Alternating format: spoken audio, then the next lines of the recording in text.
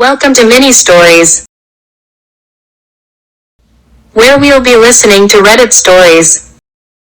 Am I the asshole for not sending my daughter to a different school district so she could be in gifted education? I have 3 kids, Michelle, 7, Juliet, 6, and Leo, 2. Michelle and Juliet are in kindergarten and 1st grade at our local public school. Juliet, however, is very gifted. She came into kindergarten reading chapter books and was doing math at a 2nd grade level. She's obviously doing great academically but struggles socially at her school for a couple reasons.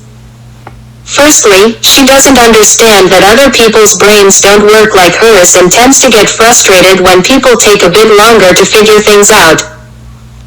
Second, she's just a huge bookworm and would rather spend recess reading instead of playing with the other kids. Then she gets upset that she can't talk about her books with them. I was recently called into a meeting about Juliet with her teacher, the principal of her school, and the superintendent. They basically said that they don't have the resources to support Juliet in her school or any schools in the district, but there's a school 2 towns over specifically for gifted students from 1st 10th grade, then for 11th and 12th grade. They have a building at a community college and she would be taking college courses for high school and college credit. She would have to test into the school, but her school will provide the testing. The school sounds great for her, but it's close to 30 minutes away from her current school. It starts and ends 45 minutes later than her current school, so I'd still be able to get her and Michelle to school on time, but it would eat up at least 2 extra hours of my day and I don't have that kind of time for school drop-off and pickup. Nor do I have the patience to deal with a 2-year-old in the car for 2 hours per day. My husband works in the opposite direction and wouldn't be able to drop her off. We could ask my father-in-law. He sometimes drives the kids around for me, but I don't want to have him do drop-off and pick up 2 hours per day. My husband does not agree with me at all. He thinks I should be willing to make the drive for her and insists that I have the time because I'm a Som. I brought up the issue of having Leo spending that much time in the car, but he says that I could just have his parents babysit. I still don't think it's worth the 2 hours per day that I'd have to put in to take her to this school, so I went through with enrolling her in our local public school for next year, and my husband is furious with me for ignoring her social and academic needs. Am I the asshole for not enrolling her in the gifted school because it would take too much time to get her to and from school? In the comments. What does Juliet want? OP. Juliet doesn't know about any of this. Can the school offer school bus options? OP. They don't offer school buses.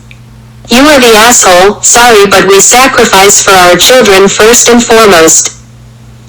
The I don't have the patience comment pushed it over the edge. OP.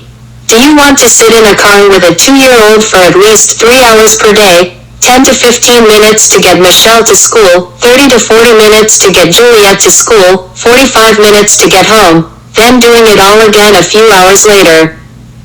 You are a stay-at-home mother. Have you considered homeschooling? You could easily fit a curriculum to meet her needs and you would not have to spend all the time driving. I don't think you are the asshole for not wanting to drive, but you are a little bit for not considering your husband's wishes or looking for other options that will support her needs. OP.